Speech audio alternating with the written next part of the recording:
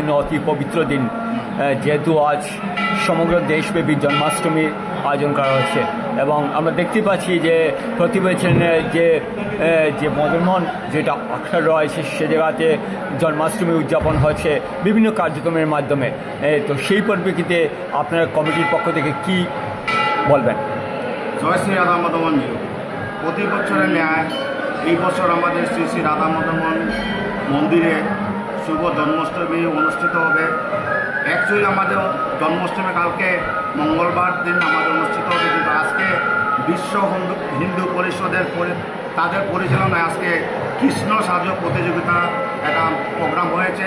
এটা প্রোগ্রামটি বিকাল 4টা থেকে শুরু হয়েছে, 4টা পর্যন্ত আমাদের প্রোগ্রামটি চলছে।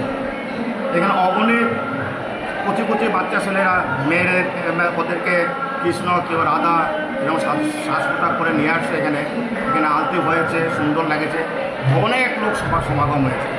আমি বিশ্ব হিন্দু পরিষদকে আমি ধন্যবাদ জানাচ্ছি আজকে এই শুভ জন্মাষ্টমী উপলক্ষে এই মদনমোহন মন্দিরে যে আয়োজন তারা করেছে এবং এই আয়োজনে আমাদের এই ভক্তবৃন্দ প্রতিটি ভক্তবৃন্দ আমাদের সাড়া দিয়েছে, তাদেরকে আমি ধন্যবাদ জানাচ্ছি।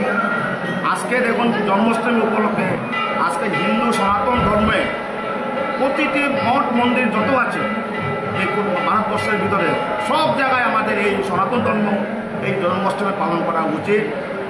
আমাদের যে কঠিন দিন আসছে সেদিকে লক্ষ্য রেখে আমাদেরকে চলতে হবে। আমাদের হিন্দু জাগরণ মঞ্চ আছে, হিন্দুকে জাগরণ করতে হবে। আজকে আমাদের সময় এসেছে জাগরণ, সবাইকে জাগরণ করেন। এই ধরনের প্রোগ্রাম যদি হয় সকলে একত্রিত হওয়ার একটা পরিকল্পনা থাকে। আমি সকলকে ধন্যবাদ জানাচ্ছি। আজ আগামীকাল মঙ্গলবার আমাদের মদনমোহন মন্দিরে শুভ জন্মাষ্টমী শুরু হবে এবং অভিষেক হবে সকাল বিকাল রাত্রে 8টার সময়।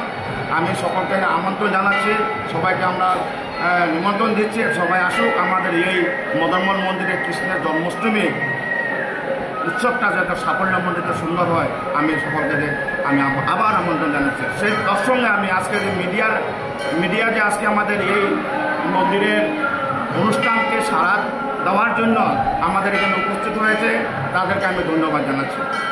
নমস্কার।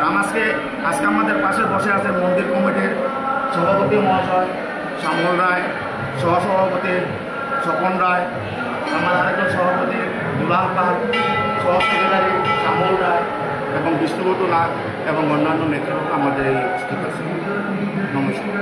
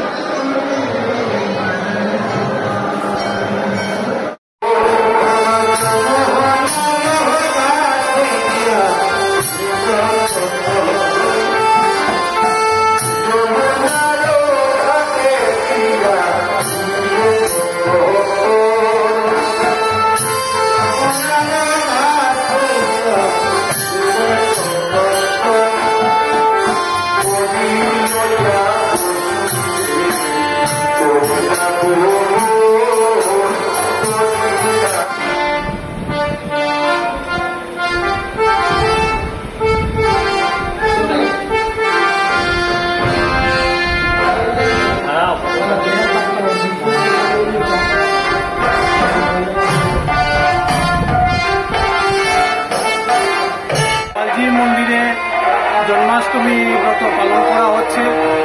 ভক্তরা অনবরত এখানে আসছেন, তাদের শ্রদ্ধা ভক্তি জানাচ্ছেন। এবারের জন্মাষ্টমীর বৈশিষ্ট্য হচ্ছে প্রায় 25 বছর পর এবার রোহিণী নক্ষত্রে এসে যোগ হয়েছে এই জন্মাষ্টমীতে, তাই এটাকে অনেক ভালো একটা তিথি বলে মান্যতা দেয় ধর্ম এবং সেই কারণে আজকে যারা ব্রত পালন করছেন তাদের উত্তরসূরি যারা ছিলেন তাদেরও উদ্ধার হওয়ার একটা প্রক্রিয়া এই ব্রতের মাধ্যমে হবে, এটাই ধর্ম বলছে। তাই সবাই সহযোগিতা আমরা কামনা করছি। আমাদের অভিষেক কার্যসূচি, প্রথম কার্যসূচি অভিষেক শেষ হয়েছে, এখন পূজা অর্চনার কাজ চলছে, তারপর প্রসাদ বিতরণ হবে, প্রায় 1টা 1:30 অবধি প্রসাদ বিতরণ চলবে।